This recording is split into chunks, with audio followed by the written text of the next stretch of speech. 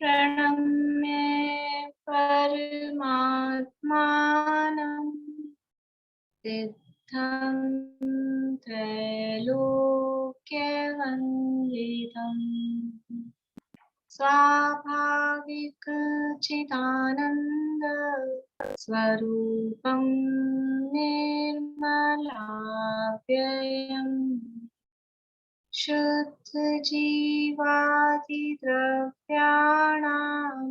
देशिकं च जिनेश्वरम् द्रव्यसंग्रहसूत्राणां वृत्तिं वक्षे समासतम् जीवमजीवमदव्यम् जिणवरवसहेण जीर्णनित्यम् देविन्दविन्दवन्दं वन्देदं सर्वदा शिरसा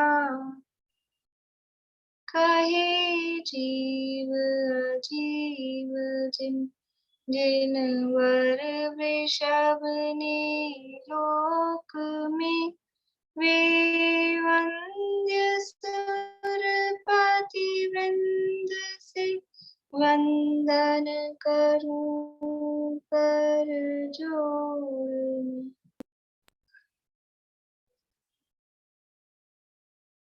गाथा पाठ करेंगे।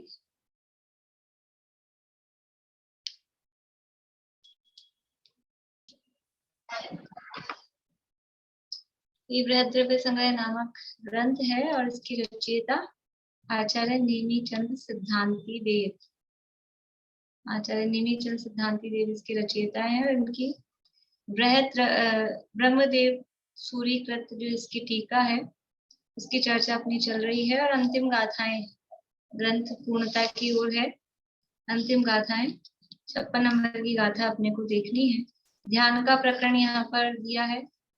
तीसरा मोक्ष मार्ग अधिकार है, ध्यान का प्रकरण है और ध्यान करने की प्रेरणा दी, ध्यान का स्वरूप बताया और ध्यान ध्याता ध्येय उन सब बात के बारे में बताकर पदस्थ ध्यान का स्वरूप, तो पदस्थ ध्यान के जो विषय है पंच परमेश्वरी उनका स्वरूप बताने के बाद में अब 55वीं गाथा में वो ध्यान ध्येय और ध्याता का लक्षण बताया था और उसको निश्चय ध्यान कहा था कि वो निश्चय ध्यान है कि जब वो ध्याता पुरुष किसी एक में मतलब या तो अपनी शुद्धात्मा में या फिर पंच परमेश्वरी के स्वरूप में, उसमें जब एकत्व को प्राप्त होता है, निष्प्रवृत्ति वाला होता है, तो वो उसका ध्यान निश्चय ध्यान कहलाता है।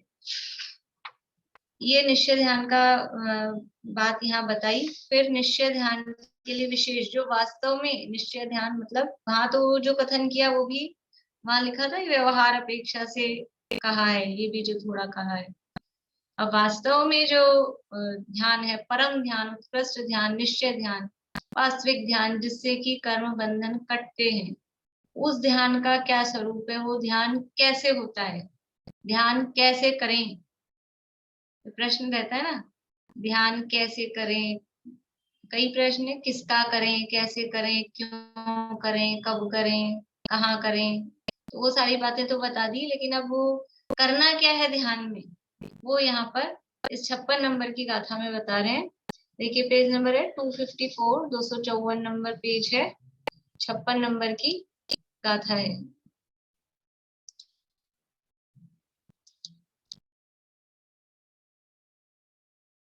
मा चिट्ठः मा जम्पः मा चिन्तः किं बीजेन होइथिरो अप्पं मिरौ ऋणमेव परं भवेच्छाणम् बोलो नहीं सोचो नहीं हर चेष्टा भी मत करो उत्कृष्टतम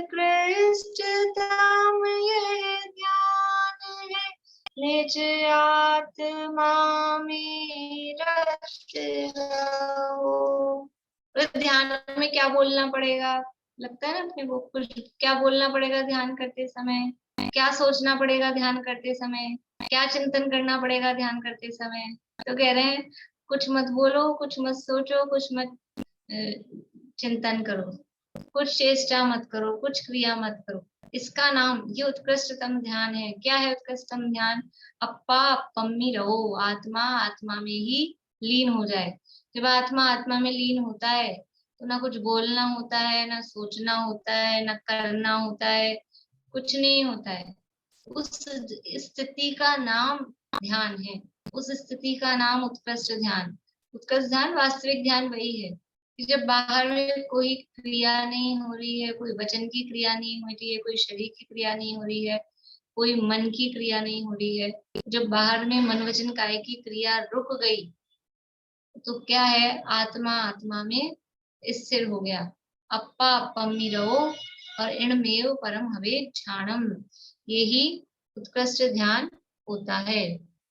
किम भी, कुछ भी, माँ चिट्ठ, माँ चेष्टा, मतलब चेष्टा, माँ यानी मत करो, चेष्टा मत करो, माँ जंपह, जाप मत करो, माँ चिंतः, चिंतन मत करो। मतलब एक काय की क्रिया, एक वचन की क्रिया और एक मन की क्रिया, तीनों का निषेध किया। चिट्ठ चेष्टा यानी काय से चेष्टा, वो मत करो। जंप यानी वचनों से जो जाप करते हैं वो मत करो। और चिंतन मन के माध्यम से होता है, उसका भी निषेध किया। माँ चिट्ठ, माँ जंप, माँ चिंत है। किम भी यानी कुछ भी, जेण होई थिरो, जिस प्रकार से भी, जिससे कि आत्मा, जिससे कि स्थिर हो जाए, होई यानी हो जाए, थिरो थिरो यानी स्थिर। कौन? अप्पा यानी आत्मा, अपम्मी अपने में ही, रहो रत हो जाए, इणमेव इदम एव यह ही, परम यानी उत्कृष्ट, हवे यानी होता है, ध्यानम यानी ध्यान। यानी आचार्य देव क्या कह रहे हैं कि हे भव्य जीवों, अब कुछ भी चेष्टा मत करो, शरीर से कुछ मत करो, वचनों से कुछ मत बोलो, मन से कुछ विचार मत करो, जिससे आत्मा आत्मा में लीन होकर स्थिर होता है, और यही उत्कृष्ट ध्यान कहलाता है। नियम सार में इस तरह की गाथा आती है। शुभ अशुभ रचना वचन व रागादि भाव निवार के, जो करे आत्म ध्यान नर, उनके नियम से नियम है। सुनी होगी आप लोगों ने, कौन कौन शतक में है? शुभ अशुभ रचना वचन व रागादि भाव निवार के, जो करे आत्म ध्यान नर, उनके नियम से नियम है। तो क्या है? शुभ अशुभ रचना वचन, शुभ अशुभ वचनों की रचना, वचन शुभ हो रहे हैं, अशुभ रचना रचन व रागादि भाव यानी मन के में जो भी मोह राग द्वेष के भाव चल रहे हैं उन सबको निवार कर, वही कि कोई भी चेष्टा नहीं है, कोई जाप नहीं है, कोई चिंतन नहीं है, वो सब दूर करके, जो करे आत्म ध्यान नर, अप्पा अप्पम्मी रहो, जो आत्मा आत्मा में स्थिर हो रहा है, यानी जीव जो आत्मा का ध्यान कर रहा है, उसके नियम से नियम है। नियम का क्या अर्थ है? नियम का अर्थ किया, सद्ज्ञान दर्शन चरित्र ही है नियम, जानो नियम से। नियम मतलब सम्यक दर्शन ज्ञान चारित्र, वो नियम का अर्थ किया। यानी वही सम्यक दर्शन ज्ञान चरित्र मतलब ध्यान की अवस्था। जिस समय सम्यक दर्शन ज्ञान चरित्र मतलब ध्यान की अवस्था को कह रहे हैं। तो बाहर की सभी क्रियाएं, वचन की, शरीर की, मन की, सब क्रियाओं से निवृत्त होकर, उससे छूटकर जो आत्मा आत्मा में स्थिर हुआ, उसी का नाम उत्कृष्ट ध्यान है, वही वास्तव में ध्यान है। तो पीछे हमने जितनी बात आपको बताई थी, 5 अक्षर का मंत्र जपो, 35 अक्षर का मंत्र जपो, 16 अक्षर का मंत्र जपो, ये सब क्या था? कि वो हम अपनी ही बात का निषेध कर रहे हैं। तो मतलब आप अपनी बात का निषेध करते हो, पूर्वा पर विरोध है आप में, ये जिनवाणी है कि नहीं है सच्ची? आपने तो कहा था जिनवाणी वो होती है जिसमें आगे पीछे की बातों में विरोध नहीं होता है, वो होती है सच्ची जिनवाणी। यहाँ विरोध नहीं है, विरोध नहीं है। ये जब आगे बढ़ते हैं तो पीछे की स्टेप्स छूट जाती हैं। वो इन प्रारंभिक स्टेप्स थी, शुरू में वह वही होगा, लेकिन जब वहां तक पहुंच जाएंगे तो वो हमारा लक्ष्य नहीं है, वो हमारा अंतिम बिंदु नहीं है। तो वहां से आगे बढ़ने के लिए जब और आगे बढ़ेंगे तो ये जाप वाप ये सब भी अपने आप छूट जाते हैं। कोई भी काम करने का मतलब जो भी कोई विषय भोगने का भी जो प्रोसेस होता है वो यही होता है कि पहले विचार होते हैं, विकल्प होते हैं, सब चलता है, शारीरिक क्रियाएं होती हैं, लेकिन जब वो विषय का भोग भोगा जाता है, जब उसकी फीलिंग कोई भी विषय हो, स्पर्शन इंद्रिय का हो, रसना का, घ्राण का, चक्षु का, कर्ण का, कोई सा भी विषय हो, जिस समय उस विषय को फील किया जा रहा होता है तब कोई भी ये माँ चिट्ठा होता है, माँ चंपा होता है, माँ चिंता होता है, उस समय कोई भी मनुष्यन का है कि वैसी चेष्टा नहीं होती, वो उसमें तब लीन होता है।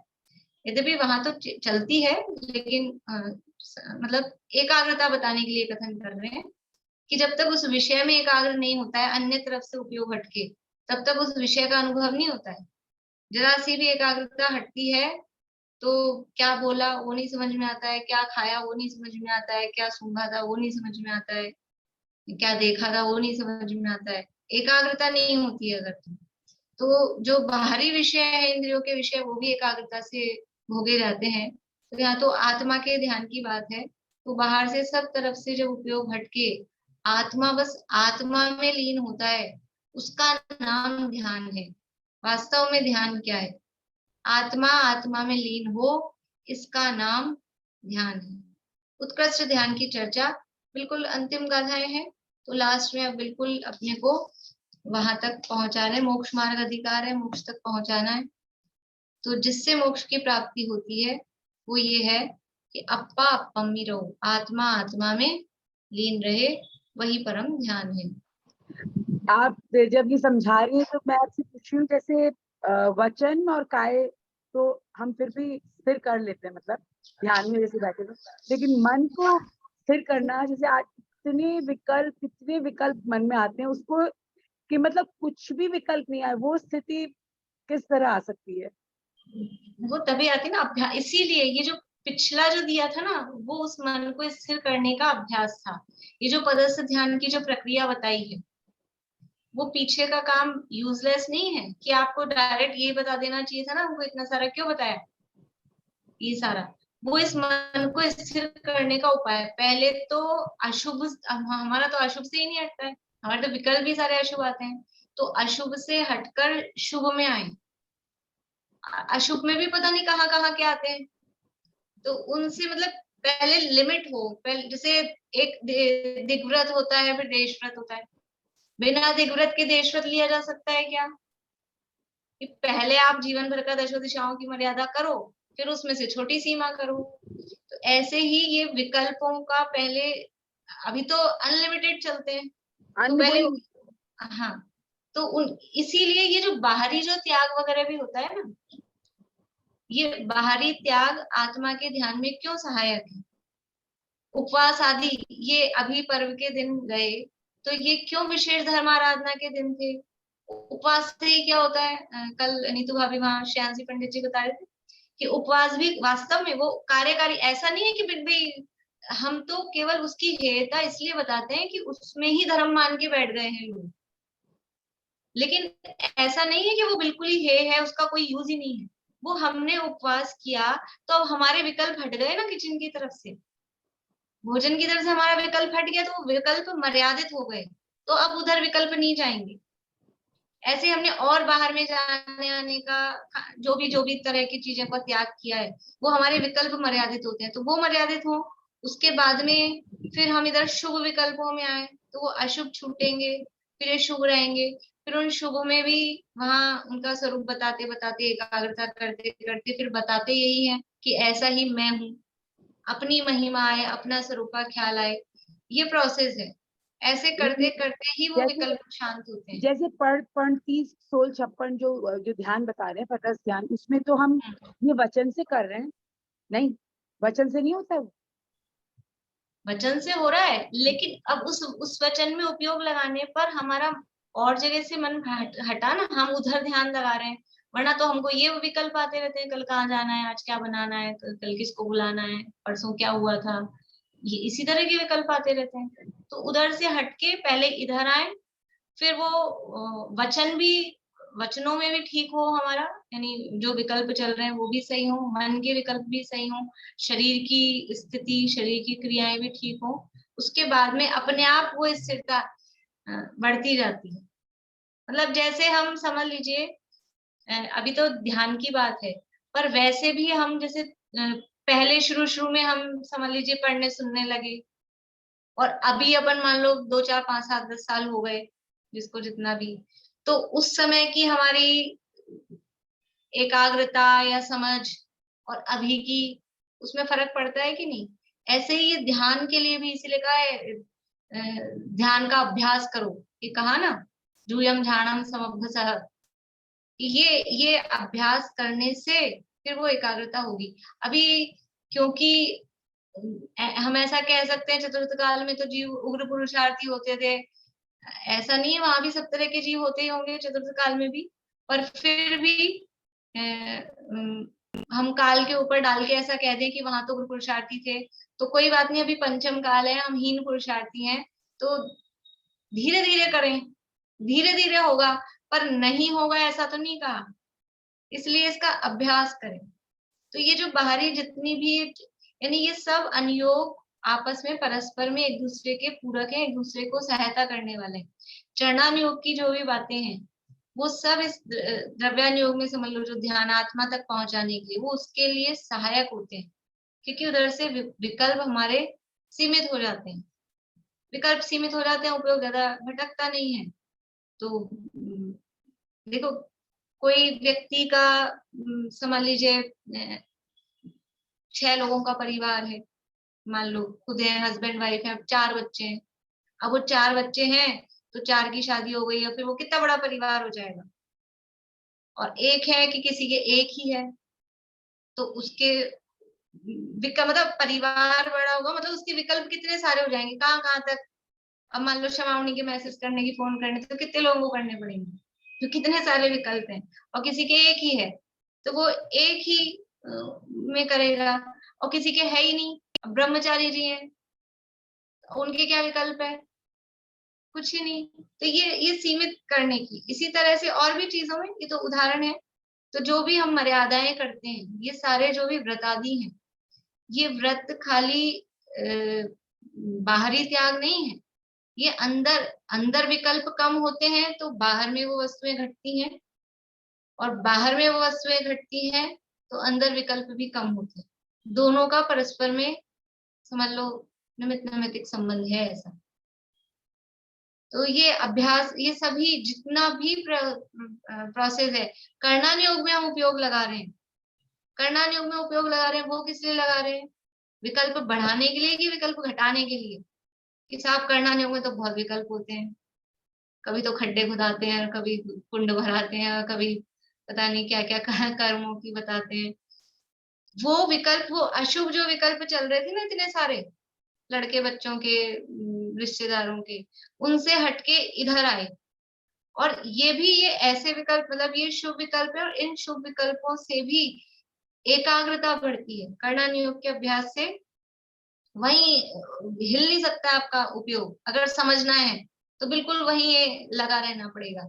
तो एकाग्रता का अभ्यास होता है, जैसे इसमें एकाग्र हुआ है वैसे आत्मा में भी एकाग्र हो, एकाग्र होना तो आ गया, बस अब उसको विषय बदलना है, तो वो भी आत्मा के ध्यान के लिए ही है, एकाग्रता के लिए। चारों ही अनुयोगों का प्रयोजन एकमात्र आत्मा का ध्यान, आत्मा का अनुभव, वही है, और कोई प्रयोजन नहीं है। भले ही हमको दिखता है कि चरणानुयोग में व्रतादि की मुख्यता है और उसमें कहानी की मुख्यता है, वो मुख्यता है, लेकिन प्रयोजन सबका, अपन बोलते हैं वीतरागता है, वीतरागता का मतलब क्या है, वही आत्मा आत्मा में रम जाए, उपयोग आत्मा में स्थिर हो जाए, वही चारों अनुयोगों का प्रयोजन है। तो पहले फैलाते हैं, पहले विकल्प होते हैं, वही उदाहरण है ना, समझ लीजिए कि जब तक फैलाएंगे, किचन को समेटनी थी तो फैलाई क्यों इतनी सारी, इतना फैलाया, तो फैलाएंगे नहीं तो समेटेंगे किसको, और फिर खाएंगे क्या, फैलाएंगे नहीं तो। इसलिए पहले प्रारंभिक भूमिका में फैलाना पड़ता है, और फिर बाद में उसको समेट के एकाग्र होना पड़ता है। तो पहले ये अशुभ से हटके शुभ विकल्प भी किए जाते हैं, फैलाए जाते हैं। और फिर आत्मा, इसलिए पहले इतना बता दिया, 55 गाथाएं पहले बता दी, इतना फैलाया, और अब लास्ट में समेट रहे हैं। एंड में समेटना तो है ही, लेकिन बिना फैलाए जो कोई सोचे कि मैं सिमटा ही रहूं, तो वो सिमटा ही रहेगा, उसका कुछ बन नहीं पाएगा। कोई कपड़ा फैलाए नहीं, कुछ उसकी कटिंग करे नहीं, फिर उसको दोबारा सिले नहीं। दोबारा सिलना ही था तो काटा ही क्यों था? तो ऐसे पहना नहीं जा सकता था सादा कपड़े को। उसकी कटिंग भी होगी, उसकी वापस सिलाई भी होगी, फिर वो पहनने योग्य होगी।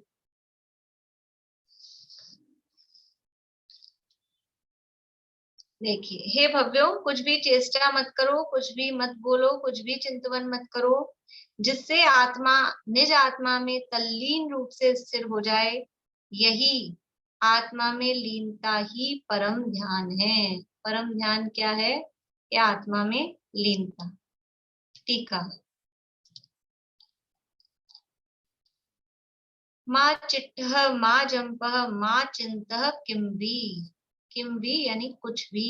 हे विवेकी पुरुषों, नित्य, निरंजन और निष्क्रिय ऐसे निज शुद्धात्मा की अनुभूति को रोकने वाले शुभ अशुभ चेष्टा रूप काय व्यापार, शुभ अशुभ अंतर बहिर्जल्प रूप वचन व्यापार और शुभ अशुभ विकल्प जाल रूप चित्त व्यापार किंचित भी मत करो। यानी क्या मत करो? काय व्यापार, वचन व्यापार और चित्त व्यापार। चित्त मतलब मन को चित्त बोलते हैं। ये मन का व्यापार। और कैसा व्यापार? अकेला अशुभ व्यापार या अशुभ चेष्टा नहीं, शुभ अशुभ दोनों। यानी अशुभ तो पहले रुकेगा ही रुकेगा, अशुभ व्यापार चलता रहे जब तक तो अंदर ही नहीं है, लाइन में ही नहीं है। पर शुभ अशुभ दोनों, शुभ चेष्टा रूप काय व्यापार, अशुभ चेष्टा रूप काय व्यापार। ऐसे ही शुभाशुभ अंतर बहिर्जल जो वचन है, वो वचन हम जो कह रहे थे ना अभी, भारती आंटी आप कह रहे थे हम वचनों को तो कर सकते हैं, वो जो वचनों को हम रोक रहे हैं, ये भी केवल ये जो शब्द निकल रहे हैं ना मुंह से, इन वचनों पे हम रोक लगा लेते हैं। लेकिन अंतर्जल पे रोक लगाना भी इतना सरल नहीं होता है। वो अंतर्जल तो वो भी अपने आप चलते रहते, जैसे हमको मन के विकल्प और ये अंतर्जल, इसमें डिफरेंशिएट नहीं हो पाता है। अंतर्जल्प जो चल रहा है हम उसको मन के विकल्प समझते हैं, पर वो कुछ अंतर्जल्प होते हैं, कुछ मन के विकल्प होते हैं। तो अंतर्जल्प भी नहीं रुकते हैं, अंदर अंदर चलता रहता है, शब्द चलते रहते हैं। तो ये अंतर बहिर्जल्प दोनों कहा, यानी बाहर जो शब्द बोले जा रहे हैं वो भी, अंदर ही अंदर जो शब्द चल रहे हैं वो भी, उनको भी शुभाशुभ अंतर बहिर्जल्प रूप वचन व्यापार और शुभाशुभ विकल्प जाल रूप चित्त व्यापार।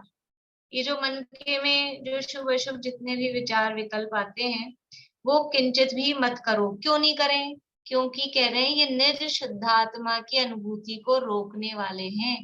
ये जितने भी शुभ अशुभ काय का व्यापार है, काय की चेष्टा है, कि वचन का व्यापार है या चित्त का व्यापार है, जितने भी ये विकल्प हैं, ये निज शुद्धात्मा की अनुभूति को रोकने वाले हैं।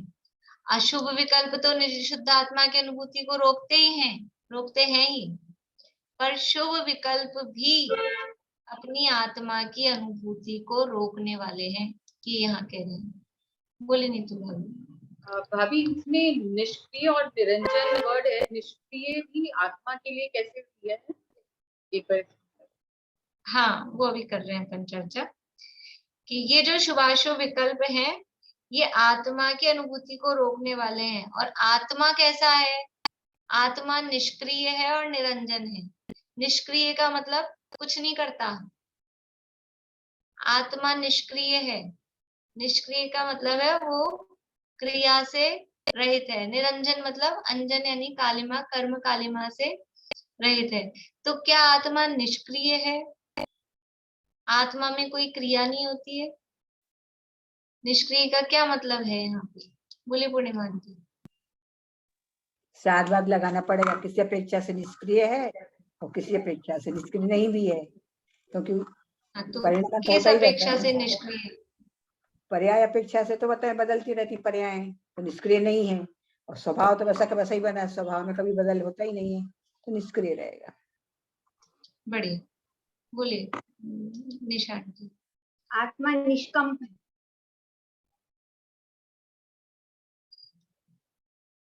निष्कंप है इसलिए निष्क्रिय है। निष्कंप मतलब मतलब योगों की जो चंचलता जो है ना, वो पर्याय रूप होती है। आत्मा स्वयं द्रव्य रूप निष्कंप। ठीक है, वो निष्क्रिय तो शक्ति वाला है। निष्कंप रहता है। बढ़िया बढ़िया। और कोई? कहाँ गई प्रमिला? हाँ, तो विनीता आंटी बोलिए। आत्मा को यदि जानना देखना क्रिया कहेंगे तो वो कार्य रूप हो गई, और कारण रूप लेंगे कि उसमें कार्य करने की शक्ति है लेकिन कारण स्वरूप है, तो उसे निष्क्रिय लेंगे, वो कोई कार्य नहीं करता, उसमें कोई पर्याय नहीं होती, वो तो द्रव्य रूप स्थिर रहता है। बढ़िया, निष्क्रिय परम परिणामिक भाव। बढ़िया, बोलिए प्रमिला जी। यही है, परम पारिणामिक भाव की अपेक्षा वो निष्क्रिय। बढ़िया, सबका वो जवाब एक ही है। एक्चुअल में जवाब लोगों के अलग अलग दिख रहे हैं लेकिन जवाब एक ही है। स्वभाव अपेक्षा से जो आत्मा का जो स्वभाव है परम पारिणामिक भाव, चाहे उसको निष्क्रियत्व शक्ति रूप कहो, चाहे परम पारिणामिक भाव कहो, वो आत्मा में वैसी क्रिया नहीं होती है कि आत्मा बदल जाए। ये जो मतलब परिवर्तन हो रहा है, जो क्रिया हो रही है, ये क्रिया तो पर्याय में हो रही है। आत्मा कौन है? आत्मा द्रव्य है, इसलिए वो निष्क्रिय है। द्रव्य को निष्क्रिय कहा जाता है।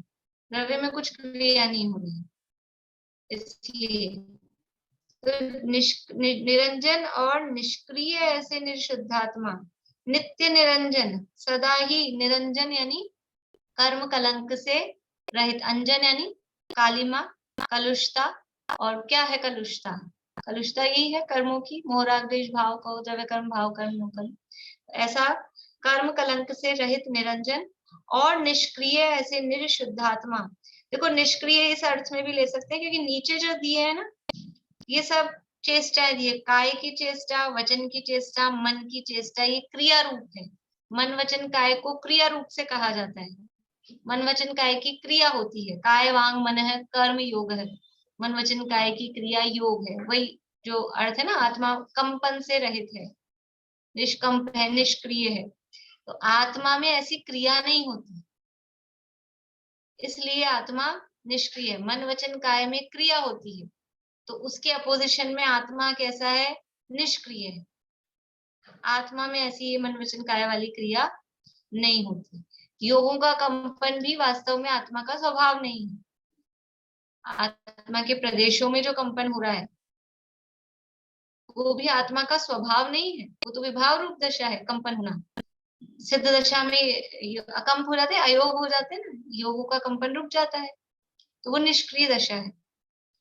इसलिए निरंजन और नित्य निरंजन और निष्क्रिय ऐसे निज शुद्धात्मा की अनुभूति को रोकने वाले शुभाशुभ चेष्टा रूप काय व्यापार, शुभाशुभ अंतर बहिर्जल्प रूप वचन व्यापार और शुभाशुभ विकल्प जाल रूप चित्त व्यापार किंचित भी मत करो। ये कुछ भी मत करो, क्यों नहीं करें?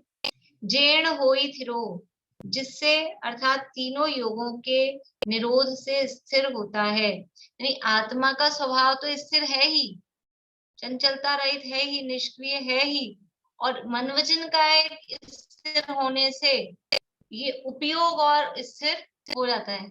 मन वचन काय की चंचलता से उपयोग चंचल हो रहा था, स्वभाव तो चंचल नहीं है, लेकिन जो उपयोग पर्याय स्वरूप है। समझ में आ रही है आप लोगों को बात? बाकी के लोगों को सबको समझ में आ रही? रेणु जी, आत्मा का स्वभाव तो निष्क्रिय है ही, लेकिन जो उपयोग है वो उपयोग चंचल हो रहा था, और जब ये मन वचन काय की स्थिरता होती है तो उससे वो उपयोग भी स्थिर हो जाता है। बोलिए प्रमिला जी। यहाँ निष्क्रिय से हमने लिया मन वचन काय को व्यापार को बंद करना, और निरंजन से ऐसे ये अर्थ ले सकते हैं कि कर्मों का व्यापार होता है, तो कर्मों का व्यापार रुक जाएगा मन वचन का। यहाँ व्यापार शब्द दिया ना, शुभाशुभ व्यापार रुक जाएगा। हाँ, वो तो वो दिन रात वो जो उसमें मेरा व्यापार चला करता है, वो शुभाशुभ भाव, वो एक आत्मा के हिसाब से अगर अपन दें तो जैसे निष्क्रियता जैसे प्लीज,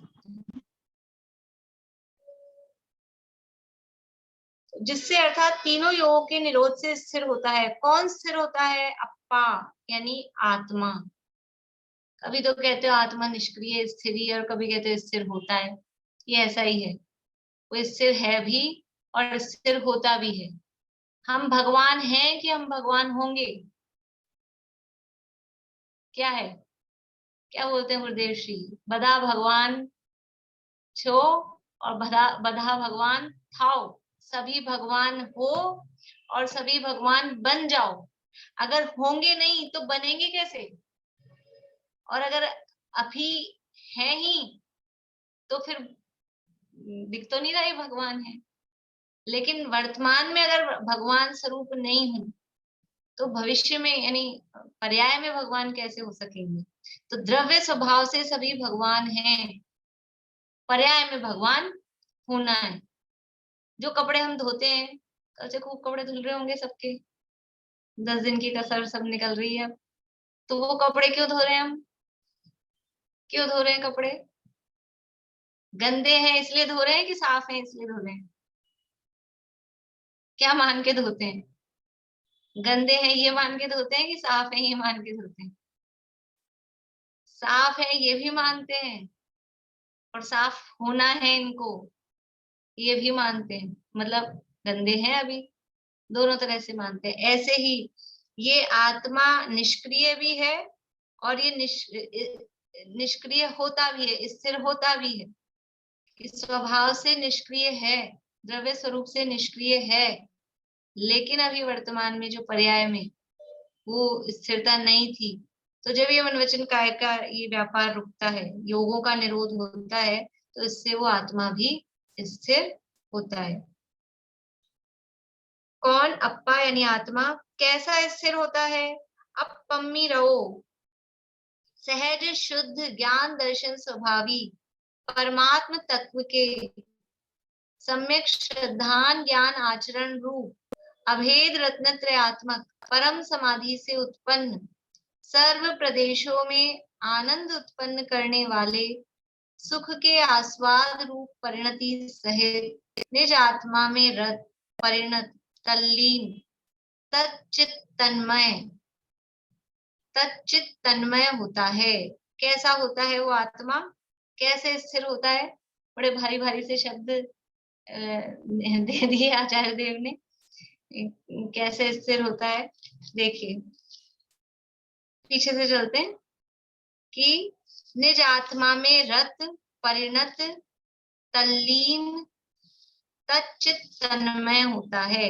अपने आत्मा में रत तो समझ में आता है, रत होता है, तल्लीन लीन होता है, परिणत होता है, आत्मा रूप हो जाता है, मतलब वो उसमें लीन हो जाता है। तो वो जैसे आप लोगों ने स्कूल की पढ़ाई में वो पढ़ी हो मीरा की, तो मीरा कृष्ण की भक्ति में वो अपने आप को मीरा नहीं मानती है, वो कृष्ण ही हो गई, वो ऐसे उसमें लीन, उस रूप परिणत होना, इसका नाम है। वो जैसे वहां भक्ति में एकदम तन्मय बताते हैं वो मीरा को, जो भी जो उसका स्वरूप है, वो अपने आप को मीरा नहीं अनुभव करती है। ऐसे ही जो है, तो ये युगल जी बाबू जी के प्रवचनों में इस तरह का बहुत आता था, आप लोगों ने सुना होगा पुराना, कि जो पर्याय वो द्रव्य का लक्ष्य करती है, उसके स्वर क्या होते हैं, उनके शब्द ऐसे हैं, उस पर्याय के स्वर, मैं पर्याय हूँ, मैं सम्यक दर्शन हूँ, ऐसा नहीं बोलती है वो पर्याय, ये मैं द्रव्य हूँ, मैं शुद्धात्मा हूँ, उसका स्वर ये होता है। वही उदाहरण भी देते थे कि कोई डॉक्टर की पत्नी हो और कोई पूछे उनसे कि आप कौन, तो वो ये नहीं कहती है जो भी उसका नाम हो, कमला विमला, ऐसा नहीं कहती है। तो क्या कहती है कि मैं वो है ना, वो डॉक्टर साहब है ना, वो अपना परिचय अपने से नहीं देती है, पर्याय अपना परिचय, मैं पर्याय हूँ, उससे नहीं देती है। सम्यक दर्शन की पर्याय ये नहीं बोलती है कि मैं सम्यक दर्शन हूँ, सम्यक दर्शन की पर्याय यानी पर्याय अपना परिचय कहाँ से देती है? वो अपने द्रव्य, जैसे वो स्त्री अपना परिचय अपने पति से देती है, वैसे ही पर्याय अपना परिचय द्रव्य से देती है। सम्यक दर्शन की पर्याय ये नहीं कहती है कि मैं सम्यक दर्शन हूँ, वो कहती है मैं शुद्धात्मा हूँ, मैं द्रव्य हूँ। इसका नाम है तन्मय, ये तच्चित तन्मय। ये जो शब्द है ना तच्चित, मतलब उसमें ही वही बात है, अर्थ वही है, लीनता का ही अर्थ है। तच्चित तन्मय, उसी में चित्त मतलब मन भी उसी में लग गया है, उसी में लीन हो गया है, उपयोग आत्मा का उसमें लीन हो गया है, ऐसा। ये तो पुराने उदाहरण है, समझ लो आजकल के बच्चे जो भी कुछ इस तरह के देखते हैं ना, जो कार्टून वार्टून वाले जो भी सीरियल आते हैं, वो अपने आप को वही समझते हैं, मैं वो हूँ। जो भी वो देखते हैं वो बिल्कुल उसी तरह से अपने आप वही बन जाते हैं, जो देखते हैं वो वैसा ही बन जाते हैं। तो ऐसा वो पर्याय उस द्रव्य में इस तरह से एकाकार होती है, उपयोग वो उस रूप हो जाता है। द्रव्य तो जो है स्वभाव से जैसा है, शुद्ध, त्रिकाली, निष्क्रिय, निरंजन, वैसा है, लेकिन पर्याय में वो चीज नहीं थी। यहाँ फर्क चल रहा है अभी। द्रव्य का स्वभाव जैसा है, पर्याय वैसी नहीं हो रही है। क्यों नहीं हो रही है? क्योंकि ये जो पर्याय है ये इसको नहीं देख रही है, ये कहीं और देख रही है, कहीं और देख रही है, किसी और को अपना मानती है, पर द्रव्य को अपना मानती है, इसलिए सेम नहीं हो रही है। और जब ये पर्याय इसको ही देखने लगती है, द्रव्य को ही, तो ये दोनों सेम हो जाते हैं, सिमिलर हो जाते हैं। तब फिर वो दोनों निष्क्रिय निष्क्रिय सेम टू सेम हो जाते हैं।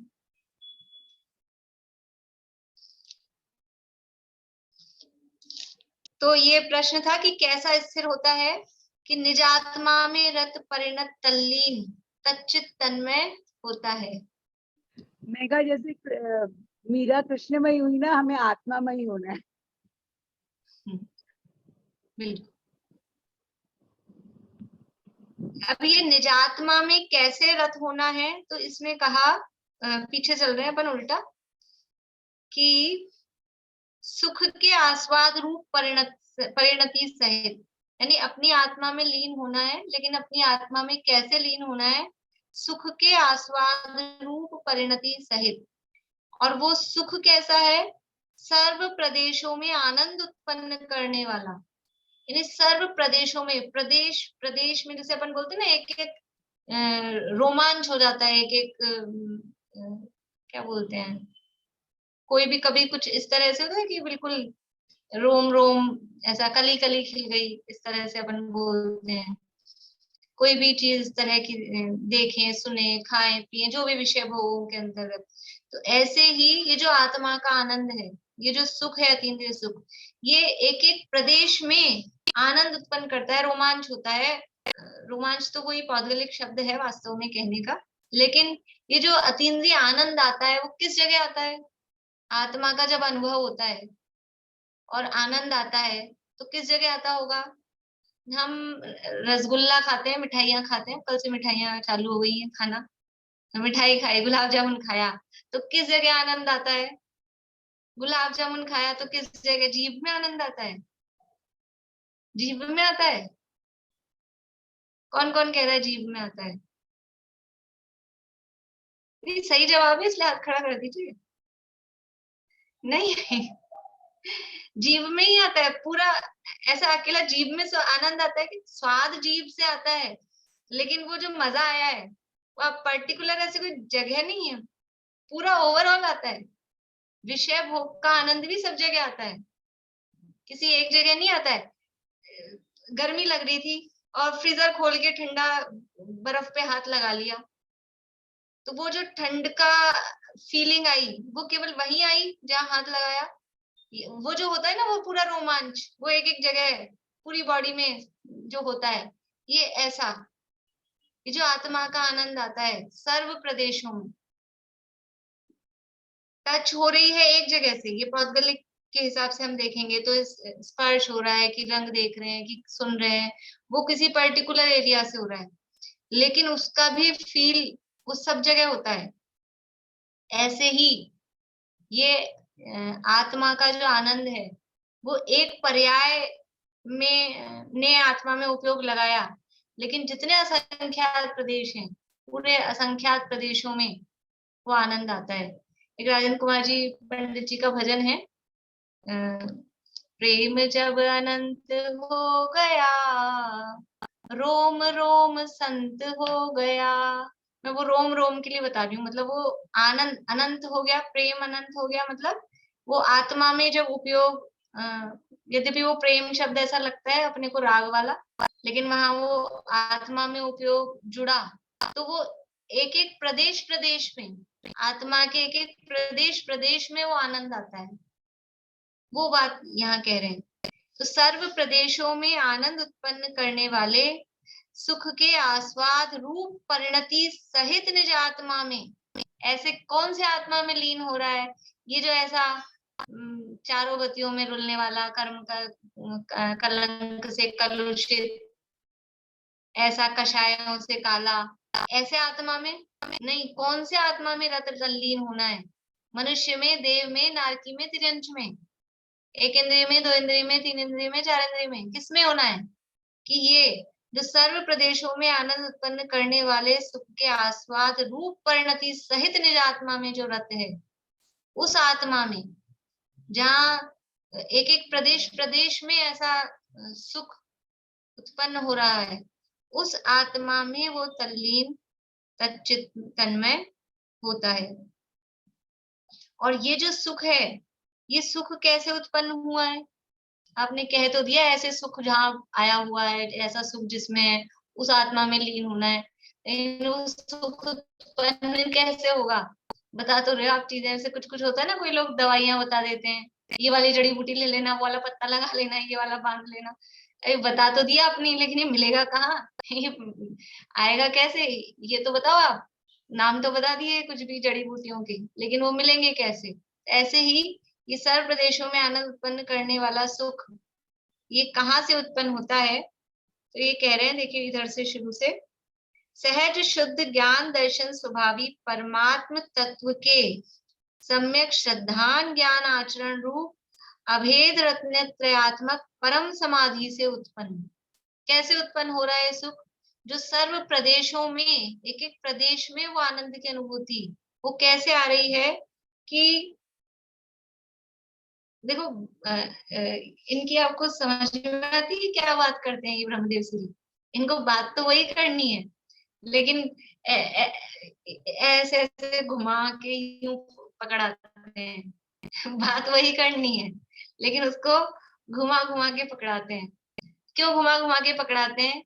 रस परिपाक होता है, वो ऐसे बार बार में उस आत्मा की महिमा आती है ना उनको, तो वो ऐसे ऐसे उस महिमावाचक शब्दों को कह के रस परिपाक करते हैं। देखिए वही कह रहे हैं, सहज शुद्ध ज्ञान दर्शन स्वभावी परमात्म तत्व, ये परमात्म तत्व है शुद्धात्मा। कैसा है? सहज शुद्ध ज्ञान दर्शन स्वभावी। सहज ज्ञान, नियम सार में इसकी भी बहुत चर्चा है शुरू शुरू की गाथाओं में।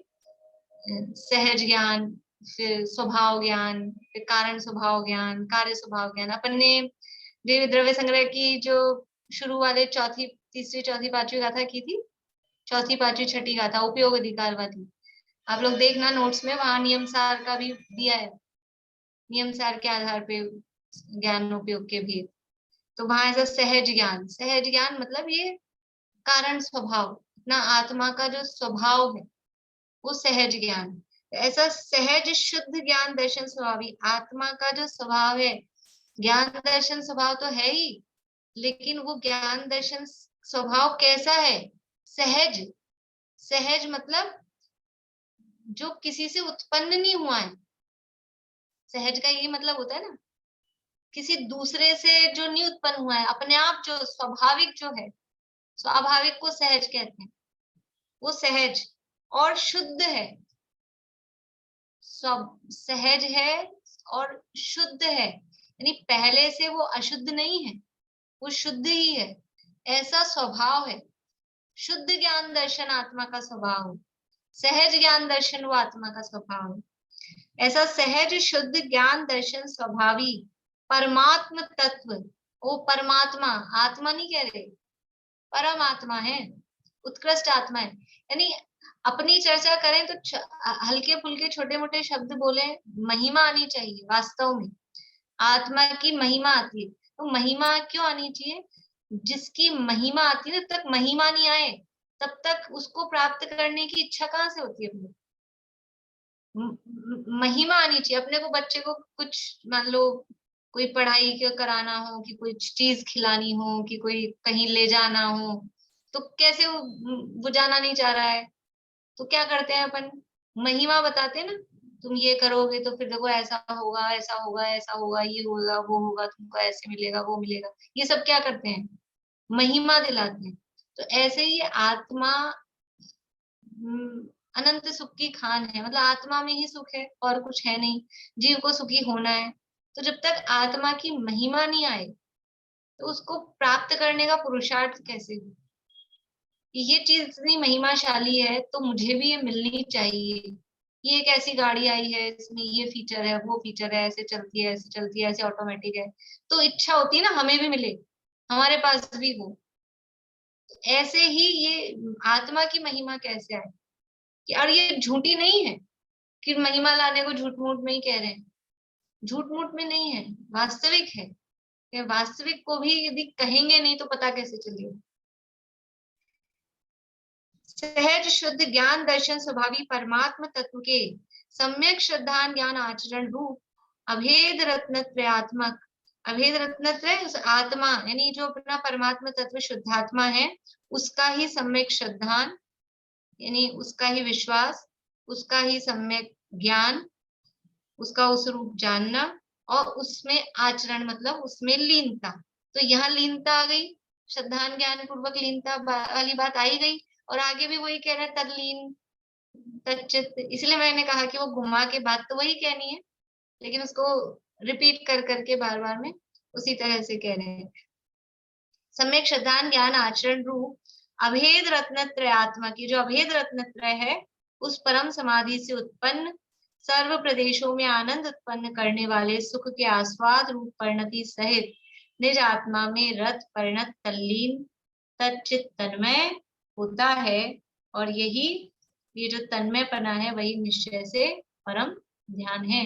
और शेष चर्चा अपन कल करेंगे। अभी ये यहीं पूरा करते हैं, और अभी दोनों क्लासों के बीच में 2-4 मिनट आप लोगों को क्षमावणी करनी है सबको, तो दोनों क्लासों के बीच में अपन कर लेंगे। इस क्लास को एक बार पॉज कर देती हूँ।